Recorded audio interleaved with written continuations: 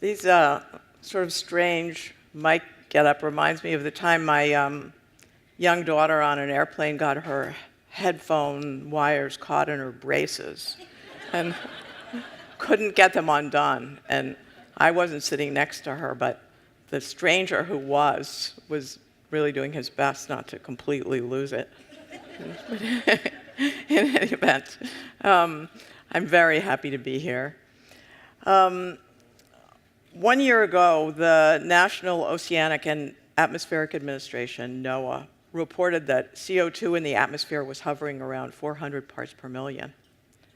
Scientists view this as the level that increases the risk of the global average rise in temperature of 2 degrees centigrade, which in turn increases the risk of catastrophic so-called runaway warming. No single number represents a certain tipping point, but as one publication put it, turning 400 is a whole lot worse than turning 40. And since that announcement, the news on these matters contained in the reports of indisputably credible scientific bodies over the last few months, as I'm sure you know, has not been reassuring. One of the more alarming aspects of the recent reports has to do with sea level rise. It's fitting that we're here in Newport, but equally fitting in Boston, Portsmouth, Portland, or Providence. In the near future, sea level rise will come mainly from thermal expansion. As ocean water warms, it expands.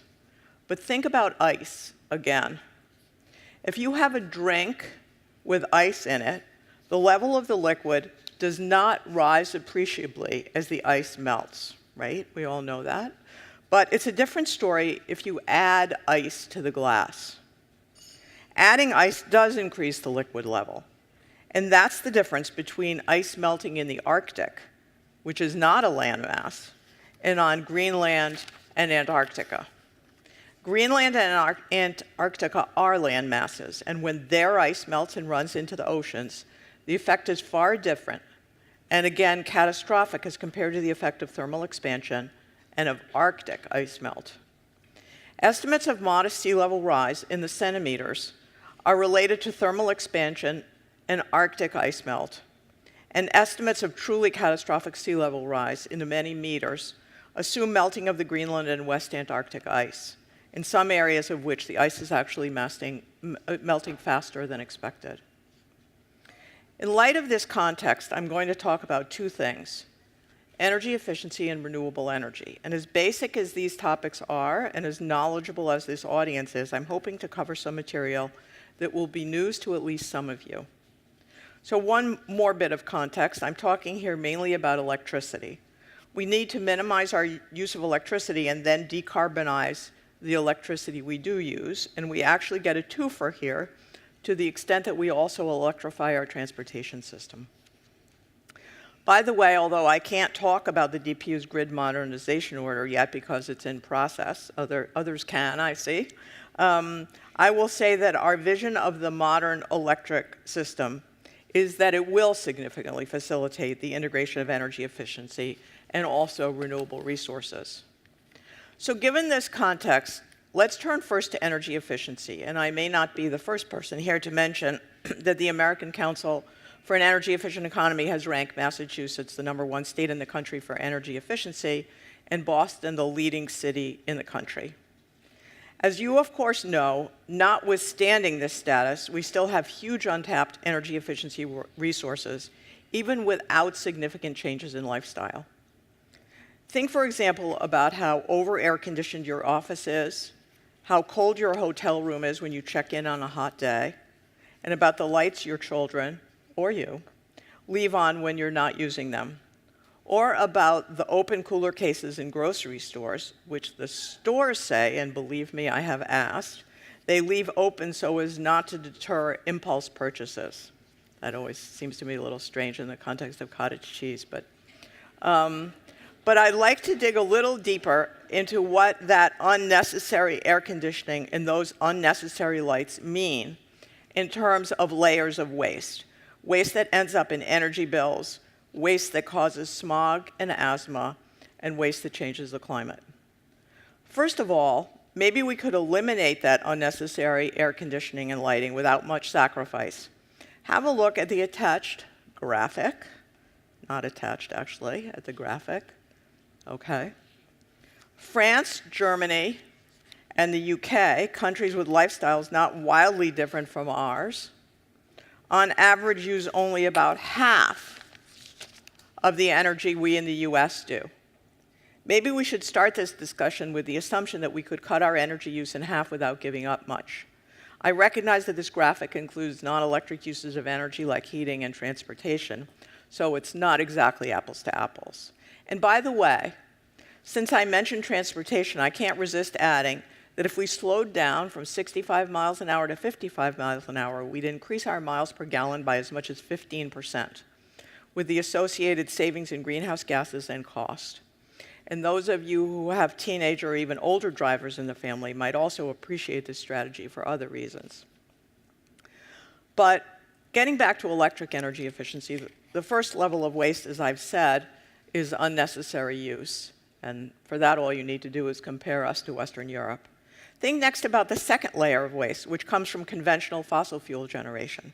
A single cycle steam power plant has efficiencies of around 35 to 42%. A combined cycle gas plant does better with about 60% efficiency. So just for simplicity's sake, call the generation efficiency 50%, which is generous. So half of the energy in the fuel is wasted. And remember, we only really need to use half as much energy to begin with if we accept the Western European standard of life. Now, how about those lights we left on unnecessarily, maybe incandescents, although I hope not?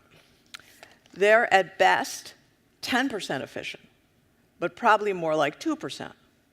That's not hard to believe when you think about how burning hot one of those light bulbs is. You can't unscrew it with your bare hands when it's on. That's all about wasted heat. By the way, I know that incandescent light bulbs are an extreme example of inefficiency, but even LEDs are often no better than 15% efficient. Some Energy Star air conditioning units are under 10% efficient. But we haven't finished, because the electric system has to be built to meet peak demand, which occurs on a hot summer day. Because electricity can't readily be stored at scale, over 40% of New England's capacity exists just to make sure that we have power for 10% of the year. 40% of capacity, by the way, is the rough equivalent of 4 to 5 Brayton Point power plants. 90% of the time, we don't need those resources. Of course, when they're not being used, they're not polluting, but we're paying for them, which is waste we also care about. So that was topic number one, why we value negawatts so highly, even more than the cleanest megawatts, which come from renewable sources of energy. Now I'm going to turn to topic number two, renewables, because we can't keep the lights on with only energy efficiency. So at relatively large scale, there are only 4 renewable options, given the current state of technology: solar, hydro, onshore wind, and offshore wind. Other renewables, like anaerobic digestion and landfill gas, are definitely part of the mix, but they're not scalable. So here are the 4. Now, please listen closely to these numbers. And I'm going to put up a slide to help with this when I'm done, but I'm not going to put it up yet. Please don't put it up, anybody, because I want you to pay attention to me. So here are the 4. But I should add first that since I've referenced the efficiency of conventional fossil fuel generation, that renewables are also far from perfectly efficient. It's just that their waste, even on a life cycle basis, does not compare to that of fossil plants. So first, solar. So what I'm going to be talking about is what the potential is for meeting our energy needs from, and specifically electricity needs, from renewable energy. Solar. Massachusetts has gone in 7 years from 4 megawatts of solar energy to about 500 megawatts, with a solar goal of 1,600 megawatts in 2020. So that's huge progress, of which the Patrick administration is appropriately proud. With the rest of New England, the region is at about 650 megawatts. Add the remaining 1,100 megawatts of the Massachusetts goal to the current regional total, and add another 500 megawatts for the rest of New England for argument's sake. Sorry, I'm actually a native Rhode Islander. I don't mean to bash the rest of New England, but and call it 2,250 megawatts as a regional goal for 2020 to be generous. So keep that number in mind. So the number to remember for solar is 2,250 megawatts as a regional goal for 2020, 2,200 megawatts. Hydro. Since we're talking large, we're mostly talking about Canada. We're at about 1,200 megawatts from Hydro-Quebec now and are hoping to expand that over the existing line to 2,000 megawatts and hoping to add another 2,400 megawatts from either Quebec or Labrador or both. And I emphasize hoping. If you follow the Northern Pass controversy in New Hampshire, you know that getting large hydro to southern New England, where most of the electricity load is a challenge. So remember these numbers. We're currently at 1,200 megawatts. We hope very optimistically to get to 4,400 megawatts. So for hydro, hold on to that 4,400 megawatts. What about onshore wind? We currently have about 140 megawatts in Massachusetts, a total of about 840 megawatts in New England, with about 2,300 megawatts more under development. I'm going to get to a final number you should hold on to. You're probably aware of the furious opposition to onshore wind that has developed in many parts of the Commonwealth. Given the state's population density, I am pessimistic about large-scale development of the resource within Massachusetts. With more transmission developed from northern New England, additional onshore wind development in the north is possible, but siting, as for large hydro from Canada, is difficult. Adding these numbers, the total is 3,140 megawatts. So that's onshore wind, 3,140 megawatts. So you've got three numbers now to hold on to. Now listen to the numbers for offshore wind. DOE's National Renewable Energy Laboratory concluded in a 2010 study that the US has a technical offshore wind potential of 4 million megawatts, or 4,000 gigawatts. That's 4 times the country's total electric generating capacity from all sources. These numbers are technical potential, which is admittedly very far from existing or even planned development, and includes all of the coastal US and the Great Lakes, not just Massachusetts or even New England. But New England has an impressive chunk of that capacity right off our coast, close to some of the country's biggest electric load, like where we sit.